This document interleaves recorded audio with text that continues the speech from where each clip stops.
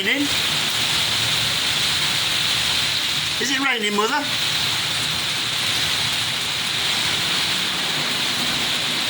Love the conservatory in the rain. The fish are okay.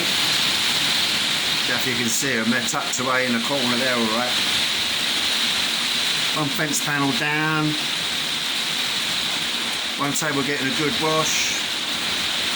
Tomato plants are falling over. Coffee table's nice and dry. What book is she reading? Marion Keyes. Sushi for beginners. Ooh, that sounds quite nice. If you like fish, of course, fish and rice. Not peas and rice, that'd be Jamaican. Oh, it's easing up now.